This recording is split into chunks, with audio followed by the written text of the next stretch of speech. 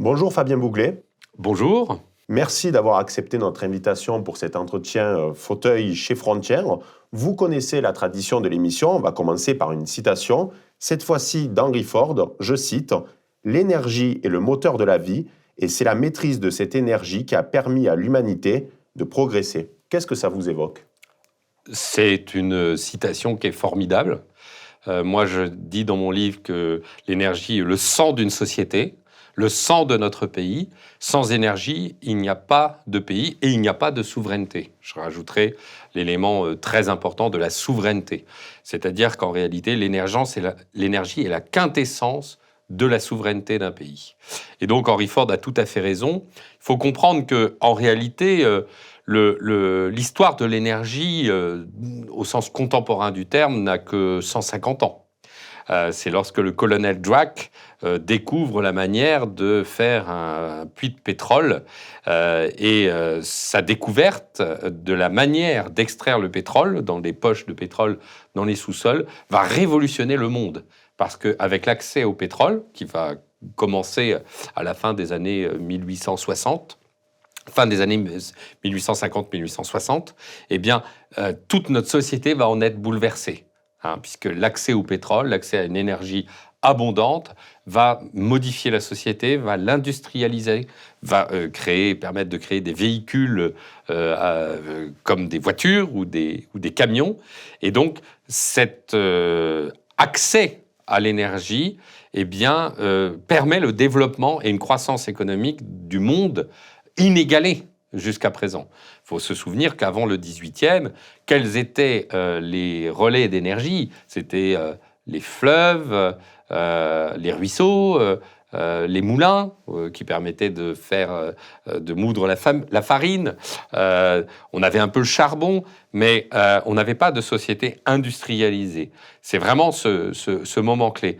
Et donc finalement, si on raisonne par cette question-là, et c'est un des cœurs de mon livre « Guerre de l'énergie » au cœur du nouveau conflit mondial, eh bien la société contemporaine s'est vraiment développée par la découverte de l'énergie.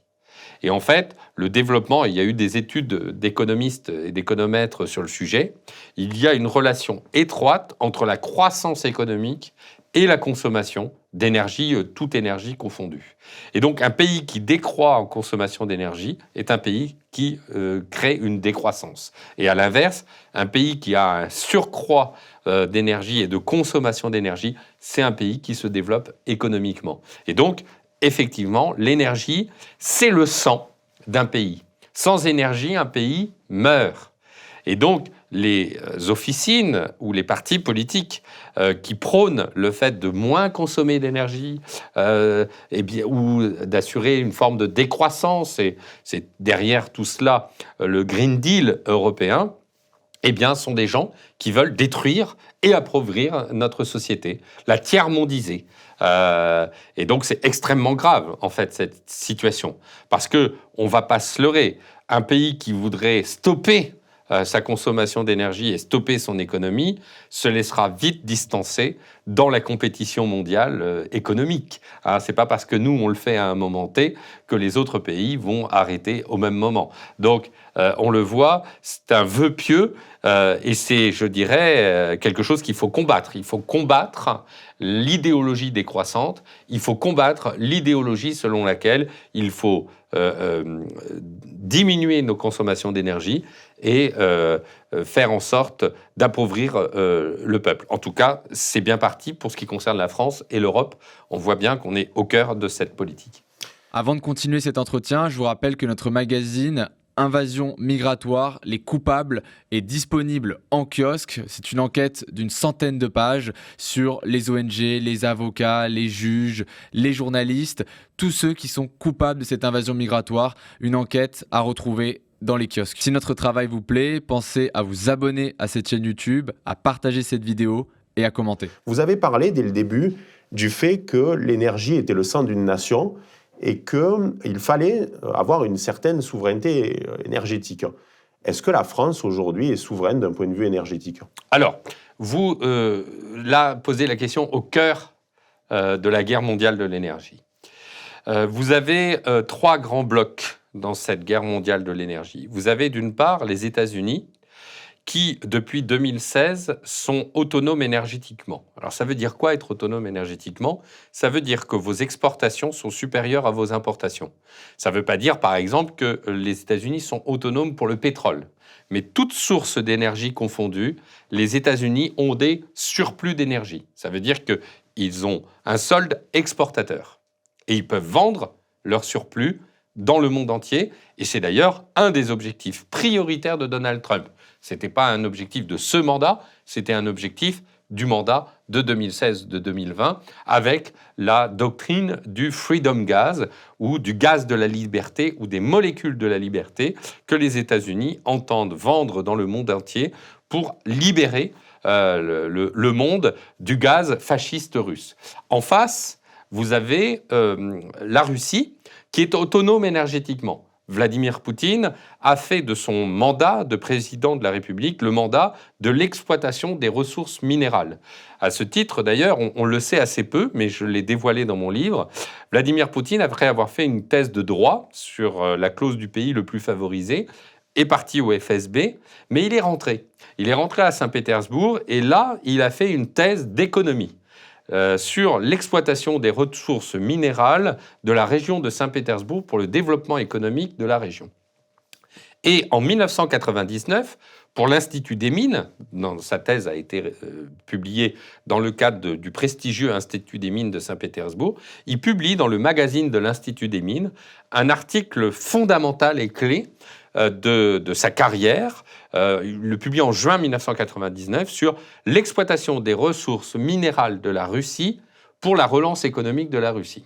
Ça fait 9 pages et vous avez un plan en 10 points que l'on retrouve sur comment il entrevoit le développement de l'économie russe, en particulier par la création d'entreprises intégrées dans le domaine énergétique. Ces 2 entreprises intégrées seront Gazprom, l'entreprise du gaz, et Rosatom, le ministère de l'atome qu'il transforme en entreprise chargée du nucléaire militaire et du nucléaire civil.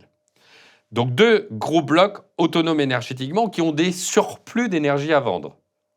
Et au milieu, l'Europe, totalement dépendante, puisque l'Europe, selon les derniers chiffres d'Eurostat, dépend de 62% de ses importations d'énergie pour sa consommation.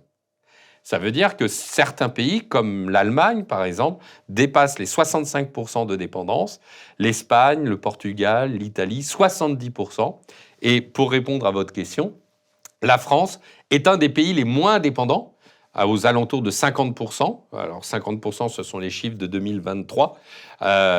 Pourquoi ? Parce que la France avait développé son parc électronucléaire en 1973, après le choc pétrolier, le développement du parc électronucléaire français, c'est en 1974, après le choc pétrolier de 1973. Pourquoi intervient ce choc pétrolier ? Ce choc pétrolier intervient au moment de la guerre du Kippour. La guerre du Kippour fait que les États-Unis viennent aider Israël au moment de l'agression égyptienne. Et les pays de l'OPEP vont pour la première fois utiliser le pétrole comme une arme de guerre. Ils le disent dans les articles. Il y a un livre tout à fait passionnant de M. Pluchart de 1978 qui l'expose avec des citations. Et le pétrole va devenir une arme de guerre. Et donc, les pays de l'OPEP réduisent la production de pétrole et augmentent les prix, ce qui crée un choc économique énorme, puisque le prix du pétrole va être multiplié par 6. Il faut comprendre qu'à l'époque, et jusqu'en 2016, les États-Unis ont besoin d'importer du pétrole de pays du Moyen-Orient parce qu'ils consomment plus en pétrole que leur production territoriale. Donc ça, c'est un moment clé. 2016, aux États-Unis, voit cette modification. Et donc, le premier mandat de Donald Trump voit cette apparition de concurrence considérable entre le bloc russe et le bloc américain pour la maîtrise énergétique de l'Europe. Parce que, évidemment, il faut bien comprendre une chose essentielle. Qui détient la fourniture d'énergie, détient la souveraineté énergétique du pays. Et j'ai établi une définition de la souveraineté énergétique qui est en fait qu'un pays est souverain énergétiquement quand il dispose de ressources, de combustibles, d'outils de production ou de matières premières nécessaires pour construire ces outils de production. Plus on dépend des combustibles, des unités de production ou des outils permettant la construction de ces unités de production, eh bien, plus on est dépendant énergétiquement des pays fournisseurs, et moins on a sa souveraineté, puisqu'on va dépendre politiquement des pays fournisseurs. Et c'est exactement ce qui est en train de se passer en Europe, et la raison pour laquelle l'Europe est complètement absente des accords de paix, c'est que, en fait, l'Europe est totalement démunie face aux deux fournisseurs que sont la Russie et les États-Unis, qui sont en train de se partager le gâteau de l'Europe, de se partager le gâteau de la distribution énergétique en Europe. Et dans le cadre de notre pays, donc la France, quel est le bloc qui domine le plus? Est-ce que c'est les États-Unis? Est-ce que c'est la Russie Alors, d'abord, premièrement, l'énergie se décompose en France de la manière suivante. L'énergie, pas l'électricité. 25% c'est de l'électricité et 75 autres %, ça va être des énergies fossiles ou des apports extérieurs. 25% électricité. Pour la production d'électricité, à peu de choses près, nous ne dépendons pas de pays tiers, sauf pour l'uranium.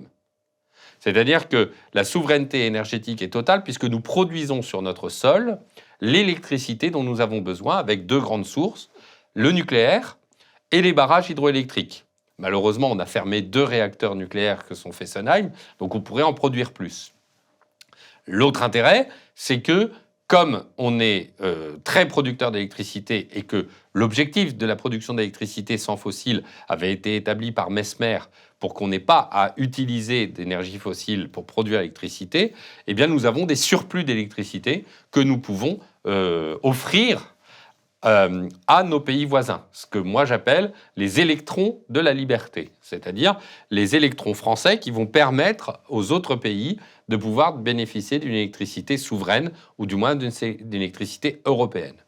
Après, la France, et ça c'est grâce à un sénateur qui a été complètement oublié, qui s'appelle monsieur Henri Béranger.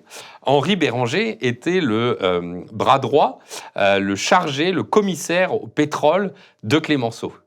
Et il a établi toute la politique d'approvisionnement en pétrole lors de la Première Guerre mondiale entre 14 et 18, et ce qu'il appelait, lui, le pétrole qui était le sang de la terre.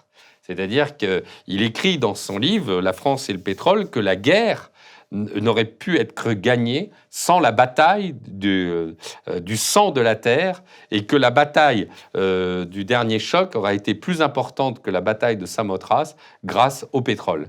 Et il va écrire un livre sur l'importance du pétrole. Et évidemment, en France, on n'a pas de pétrole, mais par contre, on a des idées. Et de ce fait, tous ces travaux vont permettre de lancer des grandes multinationales du pétrole.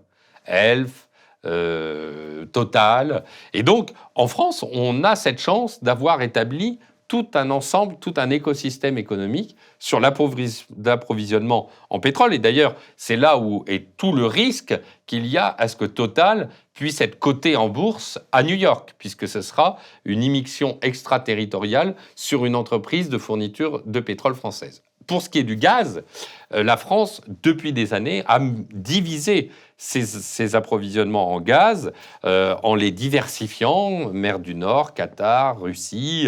La Russie, on n'a jamais dépassé 15% de notre consommation en gaz. Mais effectivement, la France est un pays qui, en Europe, est un des moins dépendants énergétiquement.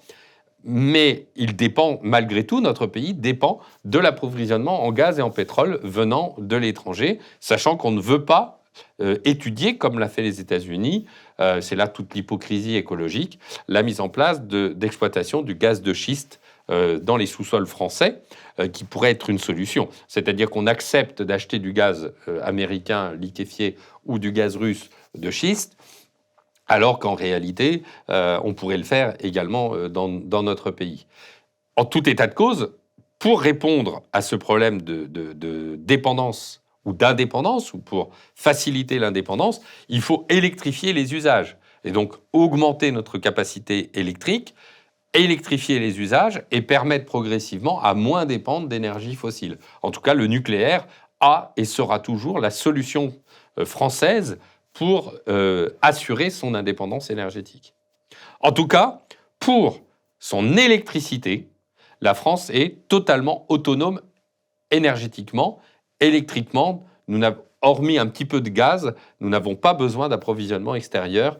Nous n'importons pas, ce qui a été un cas extrême en 2022-2023, où nous avons dû, à cause de l'arrêt de nos réacteurs nucléaires, importer de l'électricité d'Allemagne, ce qui a été une honte absolue. J'étais intervenu à l'époque sur Europe 1 en me scandalisant de ce que la France soit dans cette situation, et ça ne s'est plus reproduit depuis. Nous sommes sous le deuxième mandat d'Emmanuel Macron actuellement. Quelle est sa politique énergétique? Est-ce qu'il a une vision? Est-ce qu'on peut vraiment parler de politique d'ailleurs? Ou qu'est-ce qu'il en est? La politique d'Emmanuel Macron est une politique du en même temps. Elle est en même temps très mauvaise et en même temps avec un certain intérêt. D'abord, il faut comprendre qu'Emmanuel Macron est le fossoyeur du nucléaire français. Il a participé avec François Hollande à la fermeture des réacteurs nucléaires, et c'est sous son mandat que nous avons fermé Fessenheim, qui, je rappelle, étaient 2 réacteurs nucléaires qui pouvaient produire l'équivalent de 4000 éoliennes terrestres. Quand vous savez qu'en France, il y a 9000 éoliennes terrestres, vous imaginez qu'on a détruit une machine qui pouvait encore fonctionner 40 ans. Moi, je suis allé la visiter avec un candidat lors des élections présidentielles, et c'était tout neuf. Ça pouvait encore produire 40 ans. Ça venait de faire l'objet de plusieurs centaines de millions d'euros de travaux pour faire en sorte que Fessenheim soit dans les meilleurs critères. Donc, déjà... il participe de la loi de la baisse de part du nucléaire, il ferme Fessenheim. Je vous rappelle qu'à l'époque, c'est Édouard Philippe qui est Premier ministre. C'est donc un péché originel qui l'empêchera définitivement d'être président de la République. Faut pas se leurrer.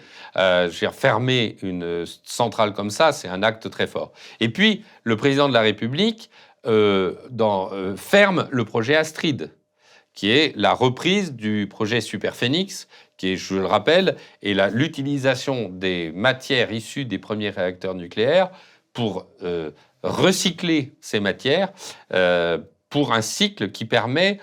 on a en France 2 à 3 000 ans de combustible sur le sol français pour les réacteurs de nouvelle génération. Et Superphénix et Astrid font partie des surgénérateurs qui utilisent ces combustibles pour lesquels on est totalement autonome énergétiquement pour plusieurs milliers d'années. Donc, on le voit, une politique extrêmement hostile au nucléaire. Et puis, on a eu un événement majeur en 2021, c'est qu'en 2021 se met en place le choc gazier. Choc gazier qui est lié en septembre 2021 à, d'une part, une baisse historique des vents en Europe, un problème d'approvisionnement en gaz entre la Chine, les problèmes de charbon entre l'Australie et la Chine, un contexte géopolitique qui fait quand même que le choc gazier conduit à une multiplication par 6 ou 7 du prix du marché du gaz.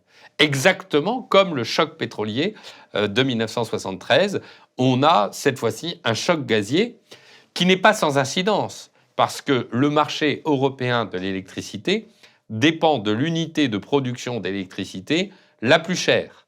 Et évidemment, l'explosion du prix du gaz conduit à une explosion du marché européen de l'électricité par voie de conséquence.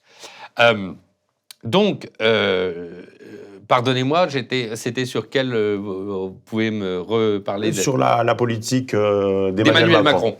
Et donc, en 2021, je sors d'ailleurs mon livre « Nucléaire, les vérités cachées », eh bien, Emmanuel Macron fait une volte-face sur le nucléaire en annonçant les petits réacteurs modulaires, donc ce qu'on appelle en anglo-saxon « Small Modular Reactor », et qui suivra ensuite les annonces de Belfort. Emmanuel Macron sent que la droite va s'emparer du nucléaire. Éric Zemmour, en tête de la relance du nucléaire en France, Marine Le Pen, Valérie Pécresse. Et donc Emmanuel Macron ne veut pas se laisser doubler par sa droite sur ce thème et sent bien que l'éolien connaît aussi, les énergies intermittentes, une désaffection importante. Et donc cette volte-face, c'est aussi une volte-face politique dans un contexte géopolitique où on découvre également, et je n'y suis pas pour rien, que l'Allemagne nous a déclaré une guerre ouverte au nucléaire français. Et donc les services d'Emmanuel Macron, tant politiquement que les services liés à la sécurité de la France, mènent une politique disruptive et relancent le nucléaire en France, que Emmanuel Macron avait prévu, selon mes informations, de relancer après l'élection présidentielle. Et donc, on le voit, Emmanuel Macron est finalement à la fois le fossoyeur du nucléaire et la personne qui a contribué à la résurrection du nucléaire.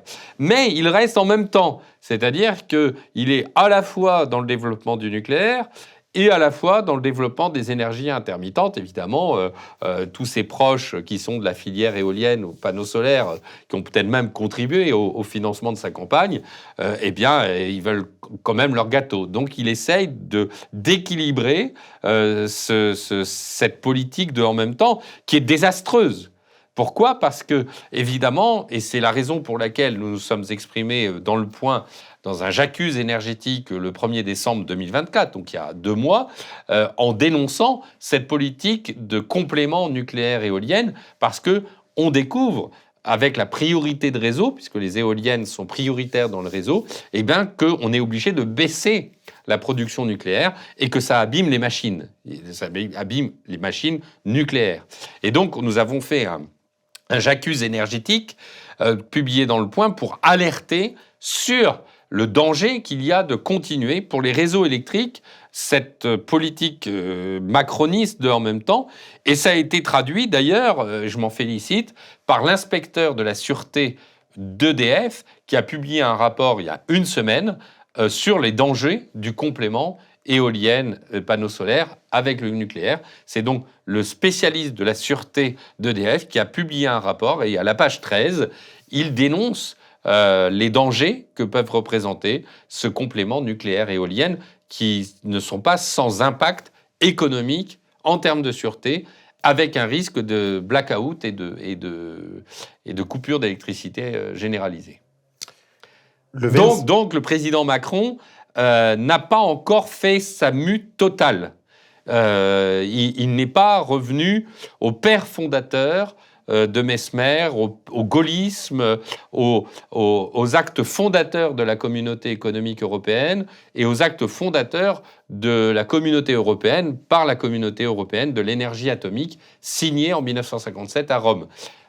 Emmanuel Macron n'est pas un européiste convaincu dans le sens historique du terme. Le 26 septembre 2022, les gazoducs Nord Stream 1 et 2 qui reliaient la Russie à l'Allemagne par la mer Baltique ont été sabotés. Est-ce qu'on peut considérer qu'il s'agit de l'acte 1 d'une nouvelle guerre énergétique ? Alors, j'en fais mon introduction et j'en fais même le début, le chapeau de mon livre, en disant que la Troisième Guerre mondiale avait commencé avec le sabotage des gazoducs Nord Stream 1 et 2. On assiste, bon an, mal an, à la fin du conflit en Ukraine qu'on va voir. Et en fait, il faut bien comprendre que ce conflit la fin du conflit en Ukraine va mettre en lumière qu'en réalité, c'était une guerre de l'énergie qui avait été entamée. Et même si Poutine et Trump vont accepter un acte de paix, ils vont rester en concurrence sur l'approvisionnement énergétique de l'Europe. C'est pour ça d'ailleurs que l'Europe est complètement mise de côté, parce qu'elle est faible, l'Europe. Elle est faible pour son économie. D'ailleurs, le gazoduc Nord Stream, ça m'amuse beaucoup de voir le président Trump demander des dédommagements de la guerre et de ne voir aucun Européen demander des dédommagements sur le coût qu'a représenté le sabotage de Nord Stream, probablement par les Américains, selon même les propos de Donald Trump. C'est-à-dire que moi, je ne vois aucun Européen demander des dédommagements,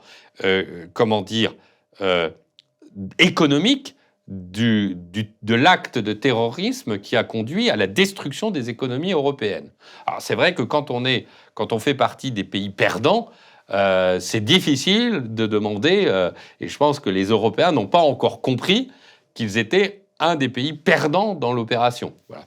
Alors, le sabotage de gazoducs Nord Stream 1 et 2 est absolument essentiel. Il est absolument essentiel, et si vous voulez bien, je vais me permettre de vous expliquer en 2 mots pourquoi ce sabotage a un rôle absolument historique. D'abord, je vous l'ai dit tout à l'heure, on a ce bloc russe et ce bloc américain en concurrence pour l'énergie. Avant-guerre, c'est le pacte Schröder, donc rappelons qui est Schröder. Gerhard Schröder, c'est le chancelier allemand qui promeut l'Energiewende. C'est le modèle allemand de l'éolien couplé au gaz. Le gaz, pourquoi couplé au gaz? Parce que l'éolien, c'est intermittent, les panneaux solaires, c'est intermittent, et donc il faut le composter avec des centrales au charbon, et le gaz est moins polluant que les centrales au charbon. Le problème auquel est confronté Gerhard Schröder, et pendant tout son mandat, c'est que l'Ukraine, qui est un pays clé du passage historique, puisque passe par l'Ukraine l'euro-sibérien, qui est aujourd'hui requalifié de Brotherhood, qui est le passage historique du gaz vers l'Europe, de la Russie vers l'Europe. Et donc l'Ukraine, avec la révolution orange de 2004, puis la révolution de 2014, eh bien, l'Ukraine est un problème, parce que les tensions sur l'approvisionnement en gaz de l'Europe sont notables entre un pays vassalisé par les États-Unis, vassalisé par la CIA, qui a contribué aux troubles pour faire en sorte que l'Ukraine soit dans le giron américain, et la Russie qui dit si vous ne payez pas le gaz maintenant que vous êtes sous le giron occidental, vous allez payer le prix au tarif occidental. D'où Brotherhood, parce que Brotherhood veut dire fraternité. Et pourquoi fraternité? Parce que l'Union soviétique fournissait à prix d'amis les pays dans la sphère de l'Union soviétique. Il faut bien comprendre ça. Et donc le gazoduc Brotherhood atteint les limites des pays du pacte de Varsovie. Donc il faut refaire de l'histoire. L'Allemagne, elle a un besoin de gaz pas cher, direct, sans passer par l'Ukraine. Et Gerhard Schröder et Poutine s'allient, ils font un pacte, ce que j'appelle le pacte Schröder-Poutine, pour faire en sorte que le gaz transite directement vers l'Allemagne. Et c'est la construction de Nord Stream 1. D'ailleurs, quand Gerhard Schröder quitte son poste de chancelier, il devient le président de Nord Stream. D'ailleurs, c'est très important. Alors, les Américains n'ont pas trop de problèmes avec Nord Stream 1, puisque Nord Stream 1 distribue 55 milliards de mètres cubes, à peu près l'équivalent de ce qui passe par l'Ukraine. Mais le besoin est considérable en gaz. Par contre, là où ça va devenir un problème, c'est avec la construction de Nord Stream 2.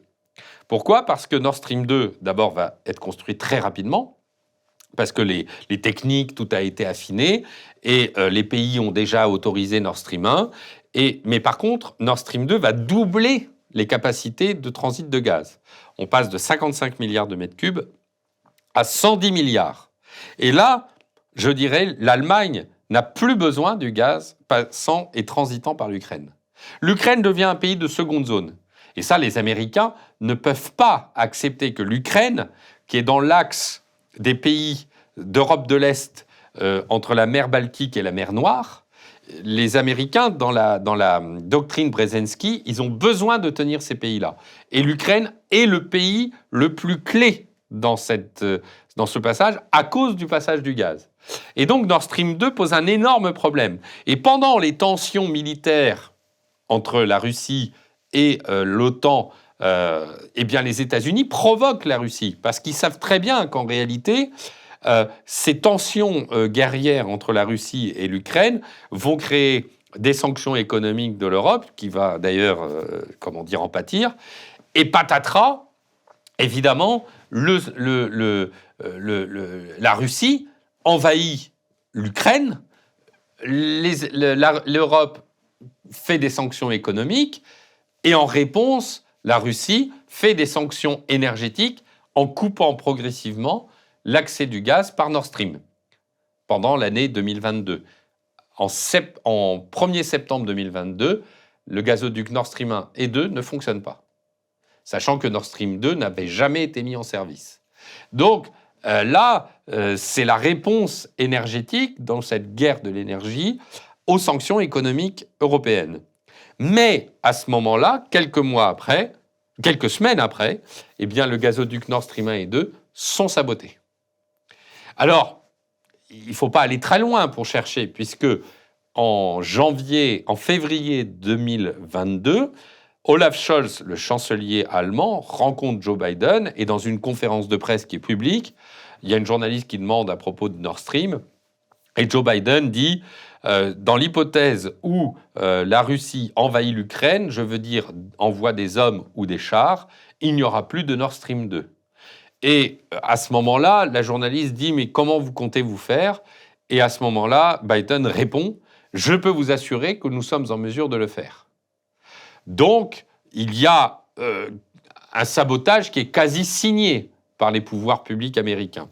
Et en outre, le Premier ministre polonais, le jour du sabotage, fait un tweet mémorable avec le bouillonnement de l'explosion du gazoduc, avec un « Thank you USA » qu'il va enlever immédiatement. Il faut bien se souvenir que, et c'est pour ça que la Pologne est importante, c'est qu'il y a toujours un gazoduc en dessous de Brotherwood. Vous avez un gazoduc qui passe par la Pologne. Et la quantité de gaz qui passe de la Russie vers la Pologne est aux alentours de 20 milliards de mètres cubes.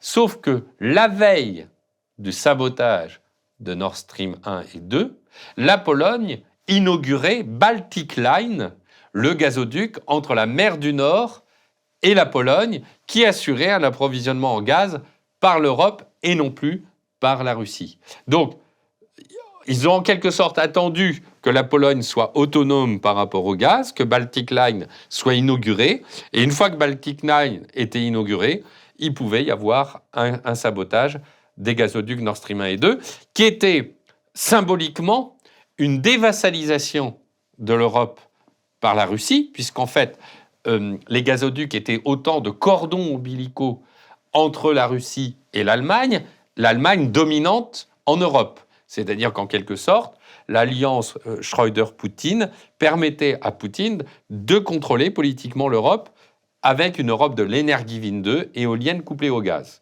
L'Allemagne devenant le hub de distribution du gaz russe en Europe. Et pour cela, il fallait que l'Allemagne obtienne que les autres pays baissent leur nucléaire. Et on comprend mieux les opérations de guerre énergétique de l'Allemagne contre la France pour faire en sorte que la France baisse sa part du nucléaire, permettant ainsi d'imposer à la France des éoliennes couplées au gaz russe.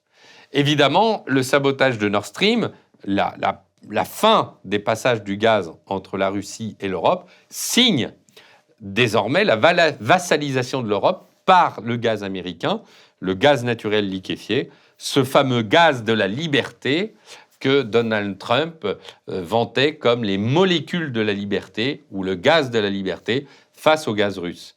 Et il y a un propos très intéressant de Rick Perry en 2019. Donc on est sous le mandat, le premier de Donald Trump.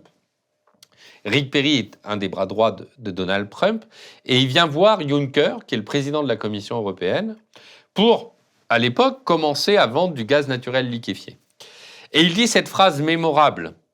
Il dit, alors le début, c'est pas lui qui le dit, mais en quelque sorte, c'est 75 ans après avoir libéré l'Europe du joug nazi, les États-Unis viennent libérer l'Europe non plus avec de jeunes soldats américains, mais avec du gaz naturel liquéfié.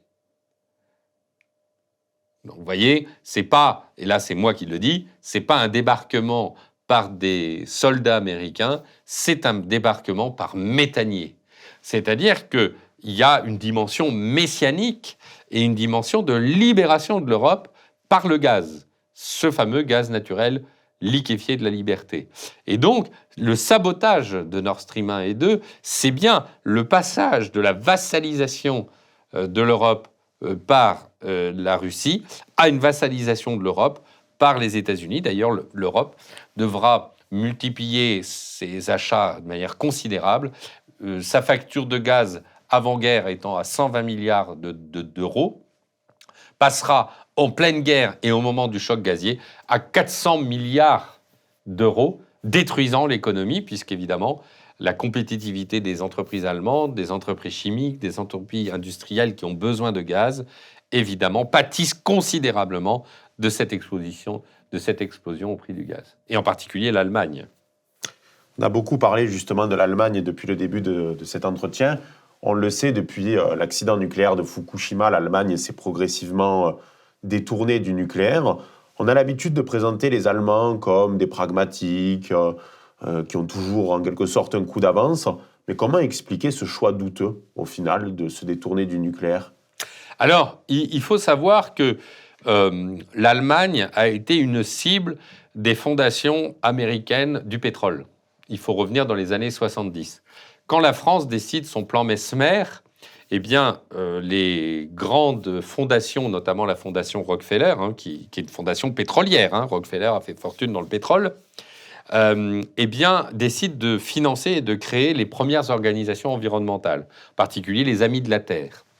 Et en fait, ces structures vont financer les mouvements antinucléaires en France et antinucléaires en Allemagne, avec une plus grande efficacité en Allemagne, parce que l'Allemagne étant au cœur du débat entre l'Allemagne de l'Est et l'Allemagne de l'Ouest, on a une Allemagne de l'Est et l'Allemagne de l'Ouest sont terrifiées par la guerre nucléaire. Et donc on a mobilisé et terrifié les jeunes Allemands sur une possible guerre nucléaire. Et donc cette haine du nucléaire militaire s'est un peu reconduit sur le nucléaire civil.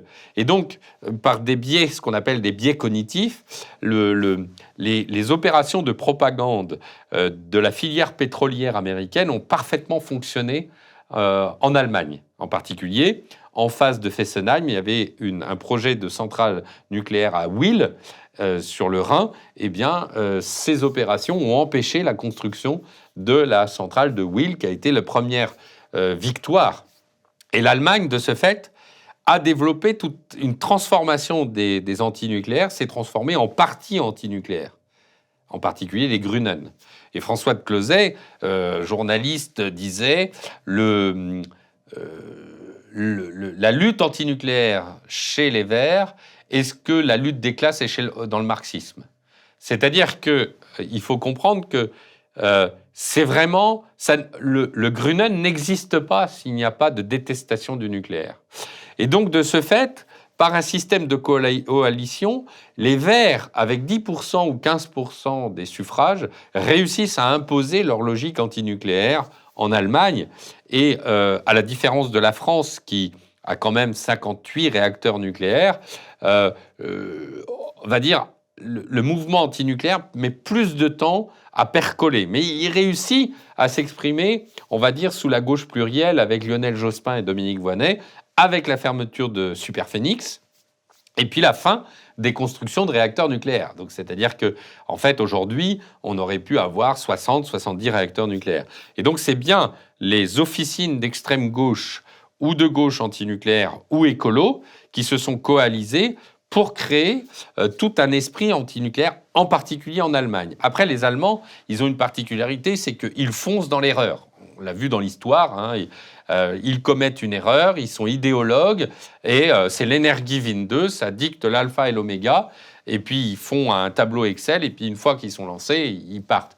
Nous, on est probablement plus pragmatiques, voilà, ça ne veut pas dire qu'on ne se trompe pas dans l'erreur aussi, mais on a moins ce cadre-là, ce qui fait qu'in extremis, on a réussi finalement en 2021 cette volte-face sur le nucléaire, ce qui est quand même... Mais on a pris surtout conscience que les Allemands menaient une véritable guerre, une guerre informationnelle et une guerre d'influence contre le nucléaire français. Pour une raison simple et pragmatique des milieux économiques, c'est que les Allemands ont conscience que le nucléaire, ou avaient conscience, parce que c'est plus le cas aujourd'hui, donnait un avantage compétitif considérable à la France. Le nucléaire amorti, les 58 réacteurs nucléaires ont été amortis il y a 20 ans, donnait une électricité par les moins chères d'Europe. Donc, on avait l'électricité la moins chère. Et évidemment, cette électricité la moins chère permettait d'industrialiser la France et de créer une activité beaucoup moins coûteuse. Il y a certaines activités comme la chimie dont le coût de l'énergie est fondamental dans la production. Et donc les Allemands avaient un intérêt aussi à imposer leur modèle d'Energiewende à la France pour vassaliser la France, en esprit revanchard de la défaite de la Première Guerre mondiale et de la Seconde Guerre mondiale. Ils n'ont jamais digéré. En réalité, la guerre de l'énergie est une forme symbolique de vengeance de l'Allemagne contre la France. Et la fermeture de Fessenheim est en quelque sorte une réappropriation d'une souveraineté sur un territoire considéré comme perdu ou considéré comme allemand. C'est-à-dire que si l'Allemagne réussit à obtenir la fermeture de Fessenheim, c'est une façon de réaffirmer sa souveraineté énergétique sur un territoire qu'elle considère sien. Vous voyez, c'est très fort. Et d'ailleurs, j'ai eu une polémique sur France, dans le Figaro, puisqu'il était question que l'Allemagne ait un pied dans la gouvernance du projet de réutilisation du site de Fessenheim.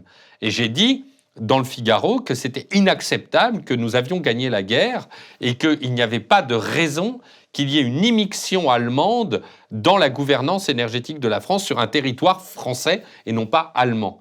Donc vous voyez, il y a aussi cette dimension symbolique extrêmement forte. Mais comment ça s'est manifesté, cette volonté de torpiller le nucléaire français ? Dans les faits, dans les actes? Alors, dans les actes, vous avez eu d'abord la relation entre les Grünen, donc le parti, les Grünen, c'est l'équivalent d'Europe Écologie Les Verts, et le parti vert français. Le parti vert français, par un système de coalition, fonctionne exactement comme les Grünen allemands, et financé de la même manière par les officines américaines du pétrole. Dominique Voynet était la patronne députée des Verts, elle est devenue ministre de l'Énergie, et elle avait un accord de gouvernement avec Lionel Jospin, et elle a obtenu la fermeture de Superphénix, et elle a obtenu, de manière générale, des opérations à Bruxelles pour empêcher, elle l'a même avoué dans une vidéo aujourd'hui célèbre, l'intégration du nucléaire dans les énergies d'avenir.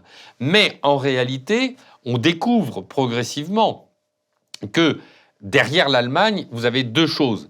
Vous avez d'abord les officines antinucléaires qui ont agi en France. Parmi ces officines, vous avez WWF. Et il faut rappeler que WWF, dirigé par Pascal Canfin, dont le bras droit est conseiller, l'ancien bras droit est conseiller énergie d'Emmanuel Macron, qui s'appelle Benoît Faraco, qui est lui-même membre de Réseau Action Climat, réseau financé par l'Allemagne pour mener des opérations de guerre informationnelle contre le nucléaire français, et membre de Nicolas Hulot, de la Fondation Nicolas Hulot, Fondation antinucléaire. Mais WWF, il ne faut pas oublier, a fait un partenariat avec le russe Gazprom, et notamment une fondation. Vous avez en Allemagne eu une fondation qui s'est créée entre WWF et Gazprom. Et donc WWF, piloté par l'Allemagne, mène une véritable guerre informationnelle contre le nucléaire français. Il suffit de regarder sur Internet, vous verrez que les publications de WWF sont fortement antinucléaires. Et puis vous avez Greenpeace, dont l'officine allemande agit en France. Et d'ailleurs, le président, du moins le directeur général de Greenpeace en France dit « l'Allemagne est notre exemple ». Et Greenpeace mène des opérations, ils font à la limite du terrorisme. Ils font des opérations d'infiltration dans les centrales nucléaires, ils font des opérations de lancement de drones contre des réacteurs nucléaires. D'ailleurs, ça n'est pas sans rappeler le lancement d'un drone sur la centrale de Tchernobyl. Donc, vous voyez, et donc on crée un climat anxiogène piloté par l'Allemagne. Et puis, l'école de guerre économique a dévoilé dans un rapport comment les fondations, c'est-à-dire que, par exemple, vous avez en Allemagne un système de partis politiques et chaque parti politique peut créer une fondation qui reçoit des subsides, pas n'importe quel subside, plusieurs centaines de millions d'euros. Et les Grünen ont une fondation qui s'appelle la fondation Henrik Boll. La gauche et l'extrême gauche, c'est la fondation Rosa Luxembourg. Eh bien, on a identifié que ces fondations agissaient en France. Ils ont des locaux en France et ils mènent des opérations de désinformation sur le nucléaire. Par exemple, la fondation Henrik Boll qui est la Fondation des Grünen, fait des guides avec Alternative économique, le journal d'extrême gauche décroissant Alternative économique. Ou alors, par exemple, lorsque Europe Écologie Les Verts fait un colloque antinucléaire, celui qui va introduire ce colloque antinucléaire, c'est le représentant de la Fondation Henrik Boll en France. Donc vous avez des alliances, vous avez des opérations qui sont menées à partir de l'Allemagne, et il faut savoir également que ces fondations reçoivent un financement du gouvernement allemand, mais également, en fonction des opérations qu'ils mènent dans un pays, peuvent recevoir des enveloppes supplémentaires. Et pour aller plus loin, pour vous montrer à quel point les antinucléaires sont au pouvoir en Allemagne, depuis les élections qui a amené les Grünen au gouvernement avec Olaf Scholz, eh bien, c'est Anna Baerbock qui est ministre des Affaires étrangères en Allemagne. Et en février 2022, c'est pas une date anodine puisque c'est la date de la guerre en Ukraine, eh bien, il y a une nomination qui est passée complètement inaperçue. C'est la nomination de Jennifer Morgan. Jennifer Morgan est une Américaine à Washington. Elle est naturalisée allemande et elle devient secrétaire d'État chargée du climat. Alors, quand on vous dit secrétaire d'État chargée du climat, ça veut dire chargée des éoliennes. Puisque d'ailleurs, sur son compte Twitter, vous avez un champ éolien, évidemment, qui est présenté. Mais qui est Jennifer Morgan ? C'est juste la présidente directrice générale monde de Greenpeace International. Donc, Greenpeace a été nommée au gouvernement allemand. Elle-même une ancienne de WWF. Donc, vous le voyez, vous avez aussi en France le fameux Réseau Action Climat. Réseau Action Climat qui est un peu moins connu du grand public. RAC, c'est une officine regroupant 17 officines comme Greenpeace, WWF et autres sortir du nucléaire.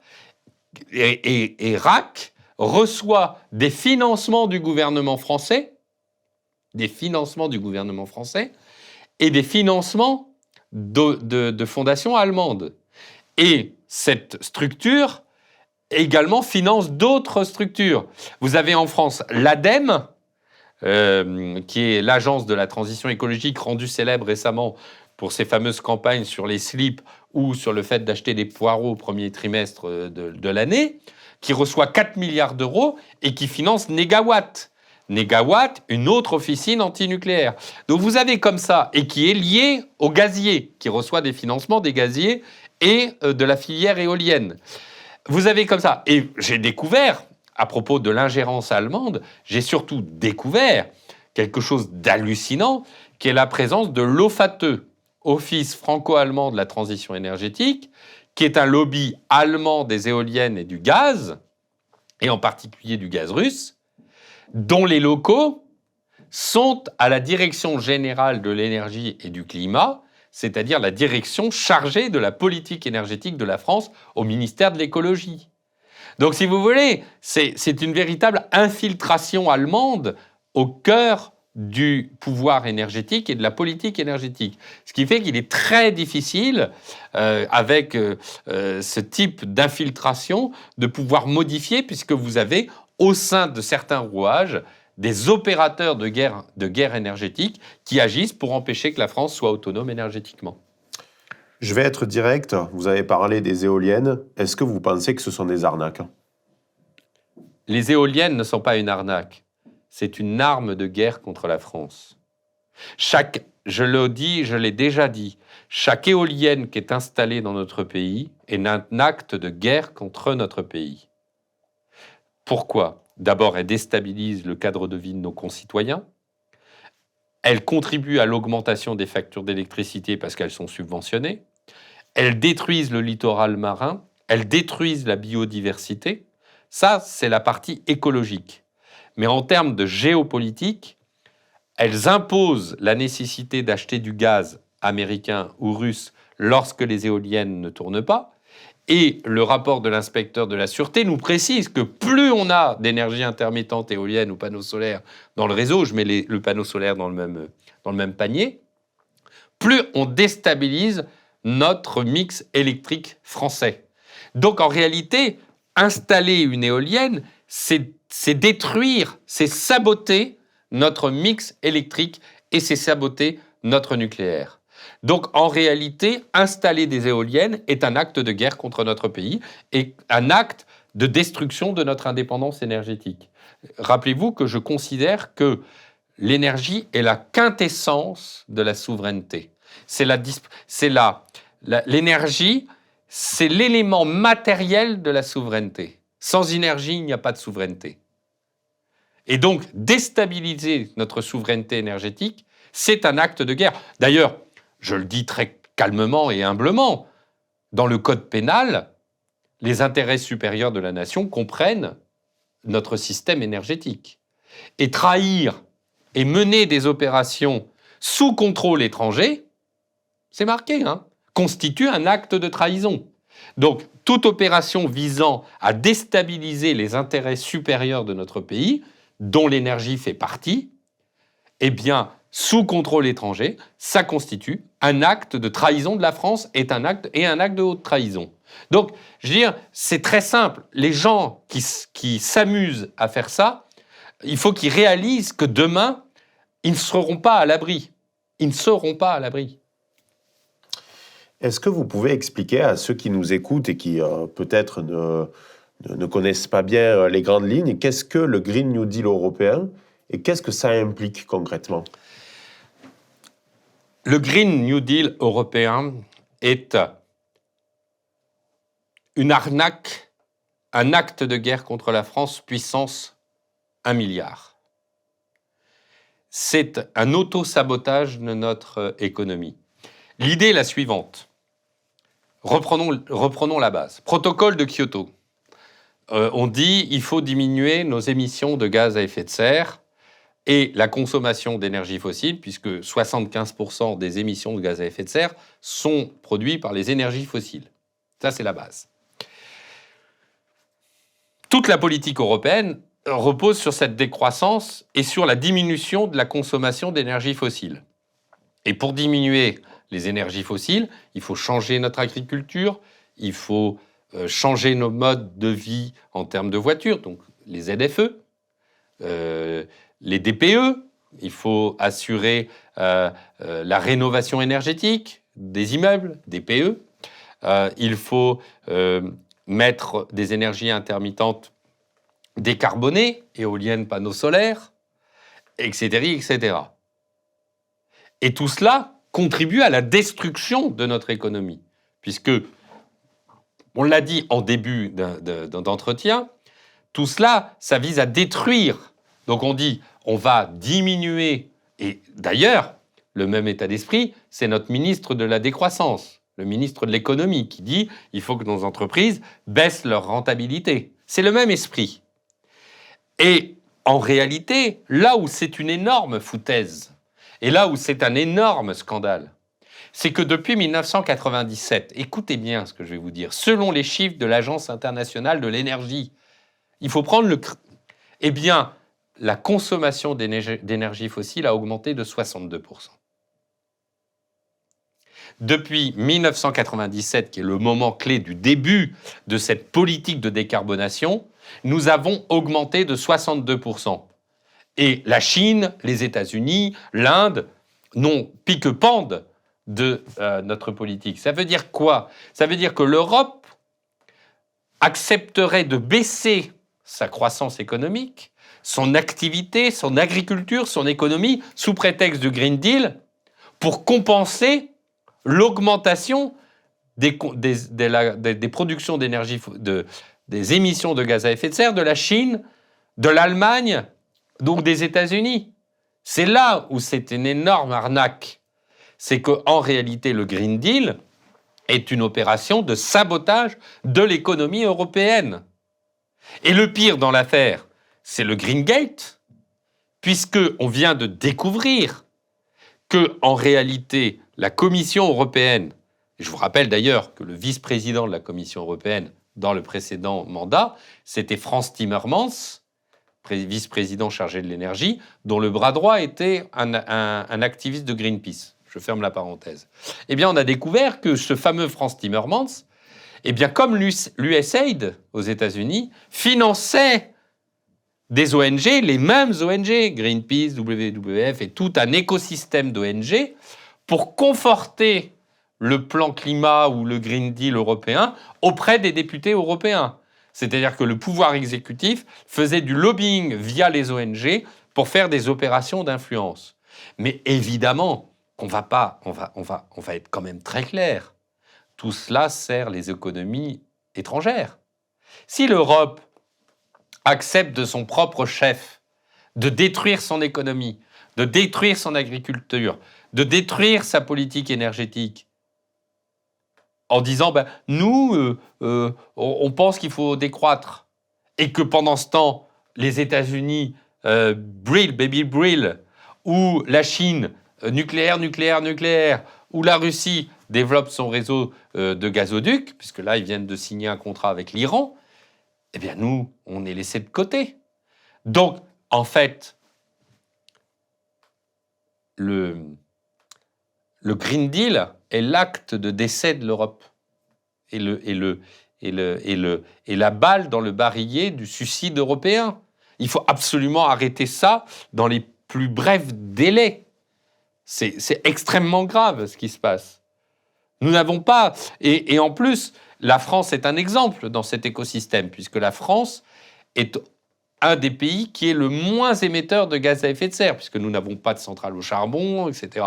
Et donc l'exemple français est un exemple formidable. Donc il faut revenir au fondement de la communauté européenne de 1957, du traité Euratom, qui a été publié à l'époque.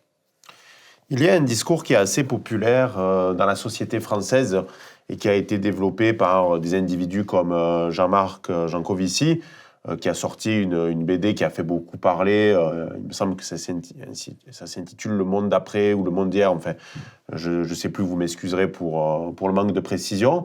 Et Jancovici est persuadé que nous avons donc des énergies fossiles qui sont vouées à disparaître et qu'il faut donc repenser notre mode de consommation, notre économie, que les Français, par exemple, ne devraient pas prendre l'avion plus de 4 fois dans leur vie. Qu'est-ce que vous pensez de ce discours décroissant ? En fait, moi, je lutte contre le discours décroissant. C'est vraiment... d'ailleurs, j'en ai fait un aspect dans mon livre « Guerre de l'énergie ». Le discours décroissant est un discours vraiment de destruction de notre société et d'appauvrissement, de tiers-mondisation. On le dit, je vous l'ai dit au début, les études économiques le montrent, un pays qui consomme moins d'énergie est un pays qui s'appauvrit. On ne va pas revenir à l'ère des brouettes. Donc, il faut lutter. Ensuite, ce discours décroissant est un discours fasciste, dont l'objectif est de réduire les libertés. Donc, en réalité, derrière ce discours, il y a un formidable discours liberticide, sur lequel il faut lutter. Je vous rappelle que la devise de la République française, c'est liberté, égalité, fraternité. Donc c'est un discours anti-républicain. Quand on empêche de circuler dans une ville avec une voiture, quand on vous contraint à faire des travaux alors que vous n'avez pas d'argent, lorsque l'ADEME, financée Transition écologique, Agence de la transition écologique, 4 milliards d'euros, fait une campagne pour vous expliquer quand vous devez laver vos slips et quels fruits et légumes vous devez acheter, et le fait que vous devez avoir moins de data d'Internet, c'est un discours fasciste. C'est un discours liberticide. Et là-dessus, il faut... C'est-à-dire que, en réalité, c'est ce que disaient certains hommes politiques sur les écologistes. En fait, en réalité, derrière, c'est le retour de l'Union soviétique dans le plus terrible, d'interdiction, de l'interdit. Quand on regarde, Jancovici dit il faut empêcher les gens de voyager en avion, pas plus de 4 voyages en avion. Tout le discours de Sandrine Rousseau est un discours de haine contre la consommation, contre la vie, tout simplement. Et donc, là-dessus, c'est un discours nihiliste, extrêmement dangereux. Alors, Jean Covici dit des choses bien sur le nucléaire, ça c'est incontestable, et il a ce prisme malthusien qui consiste à dire qu'en fait, l'activité humaine est trop importante et ça dérive progressivement vers un malthusianisme à la Bill Gates, quoi. Hein, on va le dire clairement. Ce contre quoi on se bat. Moi, je suis pour un surcroît d'énergie. Je pense que l'énergie, c'est c'est la vie. L'énergie, c'est la vie. C'est ce qui va permettre de déployer des projets. D'ailleurs, vous voyez tout le paradoxe. Le président de la République a parlé, on sort du sommet de l'intelligence artificielle, il a parlé de la nécessité d'avoir de l'énergie décarbonée et à bon compte. C'est le nucléaire qui répond à tout cela. Et donc, il faut lancer un grand plan nucléaire français, hein, pas un petit plan à la Macron, un grand plan nucléaire, le plan Messmer 2, la continuation du plan Messmer d'il y a 50 ans. Et puis, il faut qu'on montre un exemple à l'Europe, avec les pays qui veulent participer, avec un grand plan nucléaire européen pour permettre l'émergence et d'abord contribuer à l'indépendance énergétique de l'Europe. Moi, j'ai été interviewé par la télévision privée hongroise. Je vois que mon discours porte en Europe de l'Est. J'ai été interrogé aussi il y a quelques mois par des médias polonais. Donc, c'est très amusant. En fait, personne s'en occupe. Et donc, je plaide pour que la France consacre une partie de son personnel, que EDF aille. Alors, ils le font, mais il faut qu'on fasse de la vraie diplomatie nucléaire. Récemment, un agent d'information suisse est venu en France et est venu me voir à l'issue d'un colloque, m'a dit « Mais qu'est-ce qui se passe en France ? Il y a quelque chose qui est en train de changer sur le nucléaire. Vous savez, nous, on suit ce que vous faites. La France est un phare quand elle a envie. Et donc, il faut renouer avec la grandeur de la France. Et la grandeur de la France passe par le nucléaire. Et donc, la Suisse, par exemple, est en train de relancer sa politique nucléaire. C'est très important. Ce que nous faisons en France est un exemple pour l'Europe. Et donc, il faut qu'on ait conscience de cette incroyable chance que nous avons, à condition, bien sûr, que nous expurgions notre administration et nos institutions énergétiques des traîtres qui veulent fomenter des complots contre le système énergétique français. Donc, selon vous, pas de futur à la Mad Max ? C'est-à-dire ? Dans Mad Max, vous savez, le célèbre film de science-fiction où il n'y a plus de pétrole et tout part à volo. Alors, moi, je vais vous dire, c'est ce que vous j'ai mis... Vous l'avez pas vu ? C'est un classique. Je vais vous dire une chose. Effectivement, si on reprend Mad Max comme référence, l'homme est passé des grottes préhistoriques et des fresques sur les murs à un déploiement de son intelligence où il peut aller dans l'espace. L'homme a cette capacité, on va utiliser un terme à la mode, de résilience. Je crois à l'humain. Je ne suis pas désespéré de la condition humaine. Je suis optimiste dans l'idée que l'homme trouvera la solution. Il a toujours trouvé la solution. Je ne suis pas décliniste, en fait. Moi, je suis optimiste. Je suis vraiment optimiste. Et je suis sûr, et la France a cette chance incroyable, c'est qu'on est un tout petit pays, mais on est un pays d'intelligence incroyable, au tel point que les Américains nous rachètent nos technologies, nous rachètent nos entreprises, nous rachètent nos cadres. Non, la France ne déclinera pas et le monde ne déclinera pas à la Mad Max, comme vous dites. Il n'y aura pas un point de rupture. Pourquoi ? Parce que nous avons des solutions. Par exemple, les surgénérateurs électriques qui utilisent les matières des autres réacteurs nucléaires, les déchets, on va appeler ça, c'est plusieurs milliers d'années de souveraineté énergétique sur le sol français. La fusion nucléaire avec ITER permettra peut-être une électricité illimitée, qui nous permettra peut-être d'aller très loin dans l'espace. Donc, pourquoi n'avons-nous pas... si on regarde l'histoire, regardons l'évolution de l'humanité. On est passé d'hommes dans des grottes à un humain. Alors, ça a des inconvénients. L'homme est un loup pour l'homme, mais en même temps, eh bien, il y a des grandes avancées. Notre espérance de vie, on a quand même bien progressé sur l'espérance de vie. Nos conditions de vie, il y a encore quelques années, il y a des dizaines ou des dizaines d'années, nos concitoyens se chauffaient, ils avaient froid l'hiver, prenaient un appartement haussmannien, il y avait un poêle et les conditions étaient beaucoup plus drastiques. On a un confort, on ne se rend pas compte. Et on continuera. L'homme continuera. Il fera des trouvailles médicales, des trouvailles énergétiques, et on aura des savants. Il faut avoir confiance. Je trouve, si vous voulez, que ces gens-là, ils n'ont pas confiance dans l'humain. Et ils n'ont pas confiance dans le génie humain. Dans le génie humain. Moi, je crois au génie humain. Monsieur Bouglet, merci beaucoup pour cet entretien. Ça fait un plaisir. Ça fait un plaisir d'intervenir pour Frontières et puis continuer votre travail d'information et de réinformation. Merci beaucoup. Je vous en prie.